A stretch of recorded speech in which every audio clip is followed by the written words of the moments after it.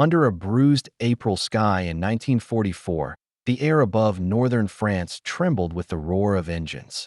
Thunderbolts, P-47s of the U.S. 8th Air Force, cut through clouds thick as smoke, their propellers slicing mist and flak alike. Below, black puffs of anti-aircraft fire blossomed like malevolent flowers, reaching for the silver wings that dared cross German lines. One aircraft, its left wing scorched and trailing a long ribbon of flame, staggered through the chaos. Inside, Lieutenant Harold "Red" McAllister gripped the control stick with both hands, sweat slicking his gloves. The cockpit reeked of burning oil and cordite. Instruments flickered. The altimeter spun erratically. He should have bailed out. Every pilot was trained to. But Red refused. He pushed forward, defying both physics and fear. He was going to bring her home at 15,000 feet. The P-47 Thunderbolt was a fortress of steel and fury, a brute of an airplane with an 8-ton frame and a reputation for surviving hits that would rip other fighters apart. But even the jug, as the men called it, had limits. Red's engine coughed, shuddered, and spat fire. Smoke filled the cockpit, choking him. Over the radio, static crackled. "Bail out, Red. You're done," another pilot shouted. Red's response was a grim silence. He rolled the dying aircraft toward the west, toward England. Behind him, the gray fields of France fell away, and the horizon bled orange as the sun dipped low. German radar operators tracking the returning formation noted one slow-moving blip limping across their screens. "Ein beschädigter Jäger. Aber fault nicked," one muttered. "A damaged fighter." But it isn't falling. It was a sight that unsettled Luftwaffe observers. American pilots, it seemed, didn't always know when to quit. By nightfall, McAllister's P-47, shot to ribbons, scraped across an English airfield in a shower of sparks. The landing gear failed. The aircraft slammed belly first into the tarmac, and the propeller twisted against the concrete like a dying creature. Yet, impossibly, the pilot crawled out alive. Ground crewmen rushed to him, shouting, "He made it! He made it back!"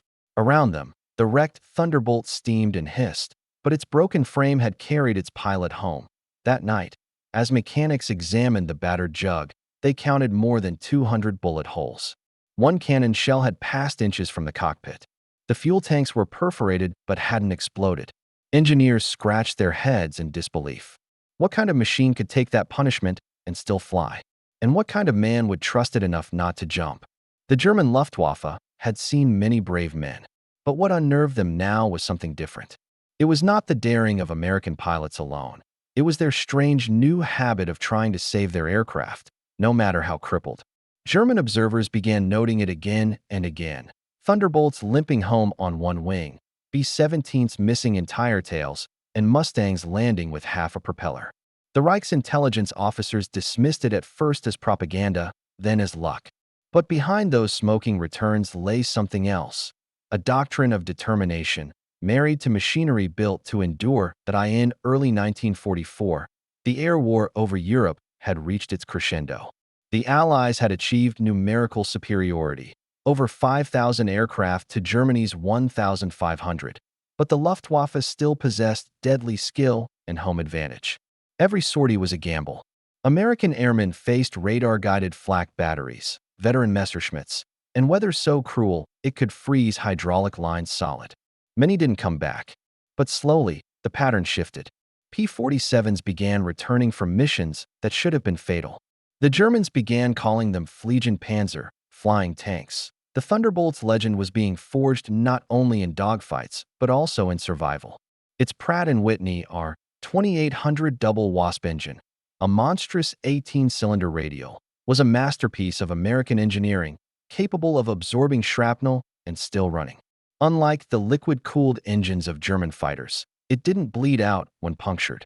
Its cockpit was wrapped in armor plate, and its rugged frame, born from the factories of Republic Aviation in Farmingdale, New York, could handle G-forces and damage that would crumple lighter aircraft. The men who built it, mechanics, welders, and women riveting steel skins in long assembly lines, had no idea they were crafting a machine that would save thousands of lives. For Luftwaffe pilots accustomed to fragile, finely tuned interceptors, the Thunderbolt's resilience was disorienting.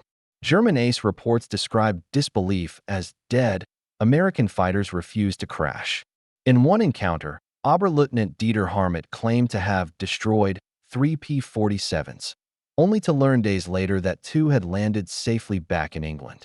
It was like shooting at a locomotive, he said later, shaking his head in frustration. By the spring of 1944, these returning wrecks began to tell their own story. Maintenance crews in England's muddy airfields became accustomed to the sound of approaching engines sputtering and popping, signaling another near-death arrival. Every dented propeller and shredded wing brought lessons. Pilots shared stories in mesh-alls of flying home without hydraulics, without radios, with control cables severed. Each tale fed a growing mythology, the belief that the P-47 could take anything the enemy threw at it. But this mythology had real consequences. Word spread through the ranks. New pilots, barely trained, took courage from those stories. They pushed deeper into enemy skies, flying low over train yards, strafing columns, and diving into anti-aircraft fire, because they believed their machines could carry them through hell itself. And often, they were right. Still, that courage carried a cost. Many of the men who tried to bring their crippled Thunderbolts home never made it. Some crashed in the Channel. Others vanished over occupied France, their planes found months later in burned-out fields. Their bodies, sometimes still strapped to their seats, testified to one truth. The line between bravery and madness was razor-thin in briefing rooms across occupied Europe. German commanders began to ask, what made these Americans so unwilling to die quietly? Their analysts studied wreckage reports, comparing armor configurations, fuel systems, and engine types. Yet they missed the deeper reason. This was not just about machinery. It was about belief.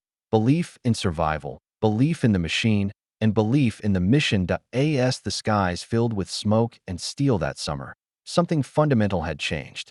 The Luftwaffe was no longer facing merely an air force. It was facing a psychology, a kind of defiance built into the bolts and armor of American planes. The Thunderbolt had become more than a weapon. It was a symbol, and in the months to come, that symbol would evolve into a tactical advantage so profound it would change air combat forever. The question the Germans would soon face was no longer how many Thunderbolts they could shoot down, but whether they could stop them from coming back at all. The answer lay hidden inside those battered airframes, among the twisted pipes, the bullet holes, and the stubborn pulse of an engine that refused to die. What the Germans didn't know yet was that the real secret behind those impossible returns wasn't luck or even armor. It was something else, something engineered deep within the heart of the P-47 itself. And when that secret was revealed, the Luftwaffe would finally understand what the price of American guts truly meant. It began not with a battle, but with a problem of weight, power, and survival. In 1941, long before the first P-47 took flight over Europe, engineers at Republic Aviation stared at blueprints that seemed impossible. The U.S. Army Air Forces wanted a high-altitude escort fighter that could climb faster, hit harder, and fly farther than anything before.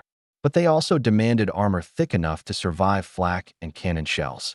The result, many feared, would be a flying brick. Yet under the leadership of Chief Engineer Alexander Kartveli, the brick would become a legend. Kartveli believed in brute strength, not delicacy. If it can't take a hit, it doesn't belong in the sky, he told his team. And so, in the factories of Farmingdale, they built the jug around its heart, the Pratt Whitney R-2800 double wasp engine. It was the largest, most powerful radial engine of its time, producing over 2,000 horsepower. The engine alone weighed more than some entire enemy aircraft. It was air-cooled, meaning no fragile radiators and no coolant lines to rupture under fire. When bullets tore through the cowling, the engine might smoke, but it would still turn. This one innovation would give the P-47 its mythic toughness. The armor followed. 5/8-inch steel plate behind the pilot. Bullet-resistant glass in the windscreen. Self-sealing fuel tanks that swelled when pierced, choking leaks before they could ignite. Even the wings were overbuilt, thick, rugged, and designed to bear both heavy bomb loads and long dives at nearly 500 miles per hour. The Thunderbolt could absorb punishment that shredded the sleek Messerschmitt Bf 109 and Focke-Wulf 190. Yet it was not just its armor that saved pilots. It was its balance. Engineers at Curtiss-Wright developed a paddle blade propeller that let the heavy plane climb like a mountain goat, hauling itself through the sky with unrelenting torque. The Germans had their doubts. When captured examples of the Thunderbolt were examined in occupied Europe, Luftwaffe analysts laughed. It was too heavy, they said, too sluggish to dogfight. Ein fliegender Tank, one engineer scoffed, a flying tank. But that insult would become the Americans' badge of honor. Because in war, a flying tank was exactly what they needed. The P-47's greatest test came in the spring of 1944. Operation Pointblank, the Allied air offensive to cripple German industry, was in full swing. The 8th Air Force sent hundreds of bombers deep into the Reich, escorted by Thunderbolts that roared across the channel in disciplined formations. The German fighter arm, stretched thin and battered, fought desperately. Over northern Germany, the sky became a furnace that on April 8, 1944, near the city of Brunswick, the 56th Fighter Group, Zemke's Wolfpack, found themselves outnumbered. 80 P-47s faced nearly twice that number of German fighters. Colonel Hubert Zemke's men dove into the fray, their guns chattering 13 rounds per second. German tracers crisscrossed the sky like glowing veins of red and green. Within minutes, the air was filled with smoke, falling debris, and spinning aircraft. Captain Robert S. Johnson's Thunderbolt took a direct hit from a 20mm cannon shell that shattered the canopy and tore into the fuselage. Oil sprayed across the cockpit. Johnson was half-blinded. He tried to open the canopy to bail out, but it was jammed. Behind him, a Focke-Wulf 190 locked on. The German pilot fired burst after burst. Johnson's aircraft jerked and shuddered. Bullets punched through the wings. Then, silence. The German had run out of ammunition. The FW-190 pulled alongside, its pilot gesturing for Johnson to surrender. Johnson shook his head. The German saluted and peeled away. Somehow, impossibly, Johnson's P-47 was still flying.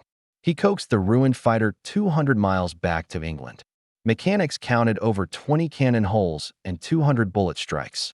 When Zemke saw the aircraft, he whispered, "This plane shouldn't exist anymore." But it did. And from that day, pilots began to trust the machine completely. The myth of indestructibility became doctrine.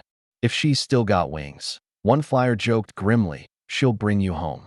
Behind that confidence lay unseen armies of laborers. At Republic's assembly lines, thousands of men and women worked day and night, riveters, welders, inspectors, turning out a new P-47 every 53 minutes. Across the Atlantic, airbase crews cannibalized wrecks for spare parts, patching bullet holes with tin, wiring makeshift controls, and replacing engines in the mud. In hangars at Duxford and Debden, ground crews wrote messages inside the panels before closing them, "Bring him back safe." These people, anonymous and uncelebrated, were the other half of the P-47's resilience. The Germans, meanwhile, struggled to understand. Intelligence reports described damaged American fighters gliding hundreds of kilometers back to base. The Americans placed great faith in their machines, one Luftwaffe officer wrote in a post-combat memo. "They land aircraft we would abandon." But it wasn't faith, it was calculation. The U.S. Army Air Forces had trained their pilots to think of the Thunderbolt not as a disposable weapon, but as a partner.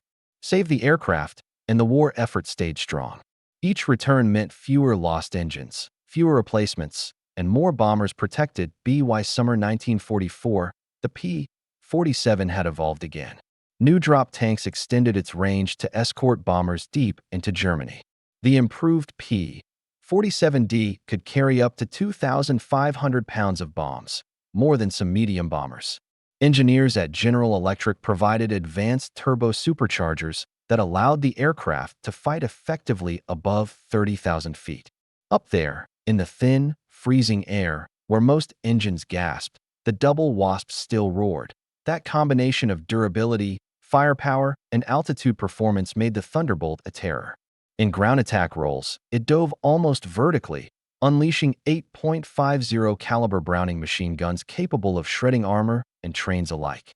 German troops came to dread its distinctive scream as it dived, its propeller tips breaking the sound barrier in a banshee howl. On June 10th, near Mortain, a a squadron of Thunderbolts caught an entire German panzer column on a narrow road. Within minutes, 20 tanks lay burning. Survivors described the scene as steel rain. But for the pilots, each victory came with a price. The return journeys were gauntlets of flak and failure. Dozens of P-47s limped home with holes big enough to crawl through. Some landed with landing gear shot away, skidding across grass runways in sparks and dirt. Others touched down on one wheel or with smoke billowing from ruptured engines. Yet over and over again, the pilots survived. It was no longer coincidence. It was design, both mechanical and human. By autumn 1944, even the Germans began to respect the Thunderbolt's ghostly resilience. Pilots whispered of American planes that would not die. Reports described P-47s flying with engines aflame, landing without propellers, and even ramming trains after losing all armament. These men fight with iron hearts, one captured officer told interrogators, and their machines have iron skins. That iron was not merely metal. It was a system of industry, of belief, of engineering foresight. Kartveli's design philosophy, rooted in redundancy and raw strength, had created more than an airplane. It had created a lifeline. Every bolt, every rivet, every redundant control cable meant one more man who might see home again, and that realization would ripple across the front lines. Pilots began pushing harder, flying lower, and risking more. They knew their planes could take punishment and still carry them out of hell. It was a transformation the Germans couldn't quantify because it wasn't measured in horsepower or armor thickness. It was measured in faith, faith built on aluminum, powered by the double wasp, and tested in fire. Yet as the Thunderbolt's legend grew, so too did the stakes. The skies over Europe were changing again, faster, deadlier, and more crowded. The P-47 had become the backbone of Allied air power, but a new machine was emerging to share its burden. And for the men who had risked everything to bring their jugs home, the next chapter would test not only their courage, but also the very limits of endurance and survival.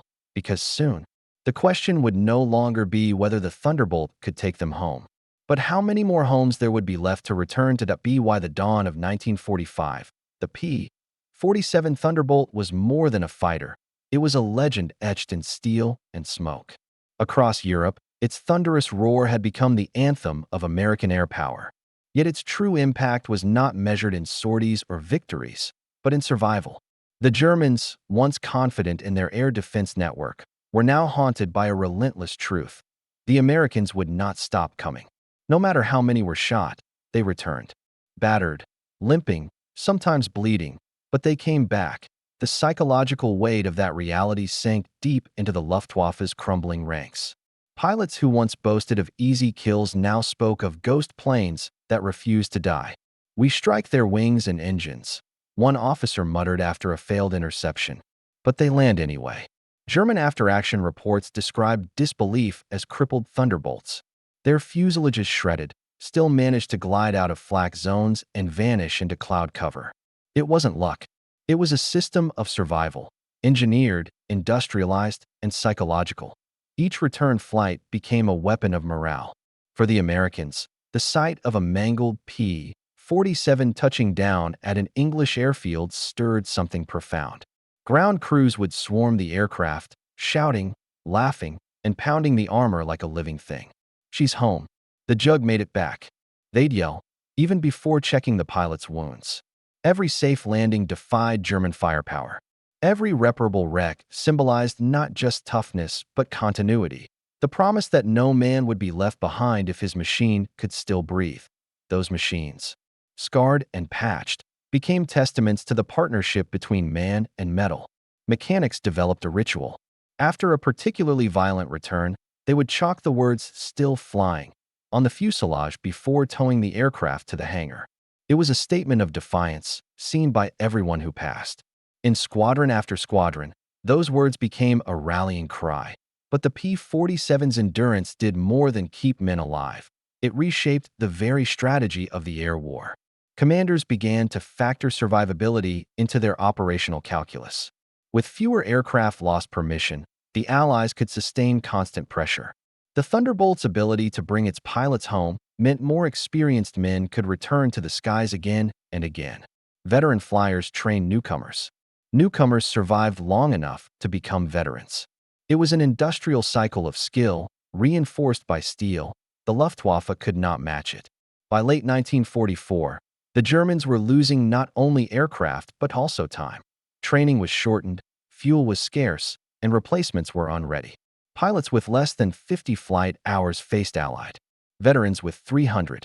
The imbalance widened with every returning P-47. Psychologists later studying the European air campaign noted the morale gap between the two sides. 4 German pilots. Each downed aircraft represented the death of a comrade, a drain on an already broken system. For Americans, each near loss was a victory of survival. Hope, they found, was more contagious than fear. Meanwhile, deep behind the front, the engineers who had birthed the Thunderbolt continued to refine it. Alexander Kartveli's design philosophy, durability before elegance, had proven prophetic. Post-war evaluations revealed that the P-47's structure absorbed impact loads up to 11 gs without catastrophic failure, nearly twice the tolerance of its German counterparts. The aircraft's skin, a dense alloy of aluminum and magnesium, resisted deformation even under direct cannon fire. These weren't luxuries, they were life insurance policies. Paid in advance by American industry, the Republic factory in Farmingdale. Workers received letters from pilots whose lives their machines had saved. "Your bolts held." One read simply, "Because of you, I walked away." Some of those workers had brothers in the air. Others had never left Long Island. But their contribution was visible every time a wrecked P-47 rolled off a transport ship, repaired, repainted, and sent back into the sky. The Thunderbolt's impact stretched far beyond the airfields of Europe. Strategically, its survivability forced the Luftwaffe into exhaustion. Every mission meant they had to expend ammunition, fuel, and pilot hours chasing aircraft that refused to fall. Every failed kill meant more losses on their side, more frustration, and more doubt. That doubt spread like smoke through briefing rooms and hangars. "The enemy's courage is inhuman," one German colonel admitted during interrogation after the war. "Their machines are built by men who think they cannot die." In the final months of the conflict, the P-47 turned its resilience into aggression. No longer limited to escort missions, it became the hammer of tactical air power. Over Normandy, the Ardennes, and the Ruhr, Thunderbolts strafed trains, columns, and airfields, diving through flak so thick it looked like rain. In the Battle of the Bulge, they shattered German logistics, bridges, convoys, fuel depots, often returning with wings shredded and paint scorched. Pilots joked grimly that their aircraft came home with the day's story written on the metal, even when replacements like the sleeker P-51 Mustang entered service. Many veterans preferred their Jug. "She's ugly, heavy, and indestructible," one pilot said. Just like war itself. The numbers told the story. By V-Day, Thunderbolts had flown over 500,000 combat sorties, destroyed 86,000 ground targets, and shot down more than 3,700 enemy aircraft. Yet what impressed historians most was the survival rate. The P-47 recorded one of the lowest pilot loss ratios of any Allied fighter in Europe. For every man lost, many more lived. Men who would return home, start families, and tell stories, and those stories endured. Decades later, veterans described the bond between pilot and plane as something almost sacred. "She talked to you," recalled one. "When she was hurt, you felt it in your bones. But she'd always get you home." The legacy of that partnership extended far beyond 1945. In Korea, and later in Vietnam, the lessons of the Thunderbolt lived on in design philosophies emphasizing redundancy, pilot protection, and structural strength. Even in the jet age, the idea that a plane should bring its pilot back, no matter the damage, remained gospel. The A-10 Thunderbolt II, born in the 1970s, carried that lineage in its name and its armor, echoing the rugged faith of its ancestor. For the Luftwaffe survivors who later spoke of the war, their respect for the Thunderbolt was tinged with awe. "We underestimated them," one admitted in a 1953 interview. "Not their pilots, their machines. They fought as if they feared nothing. And perhaps, inside those cockpits, they truly didn't." In the end, that was the price of guts, not recklessness. but the courage to trust in something built by unseen hands, forged by sweat and science, and tested in fire. Every rivet driven by a factory worker, every torque wrench turned by a mechanic, every blueprint drawn by an engineer. It all converged in those moments when a wounded pilot stared down death and refused to jump when the war ended. And the airfields fell silent. The Thunderbolts were lined up wing to wing, engines cooling, paint scarred, their bellies darkened by oil and smoke. Some were scrapped, others sold, and a few preserved. But for those who had flown them, each machine remained alive in memory, an indestructible companion that had carried them through the storm in the quiet of peace. One pilot, Captain Robert Johnson, survivor of 91 combat missions, stood beside his old jug and ran his hand across the armor. "She was a brute," he said softly, "but she never let me down." In modern war, courage is not only in the heart of the soldier, it's in the hands that build the steel that saves him.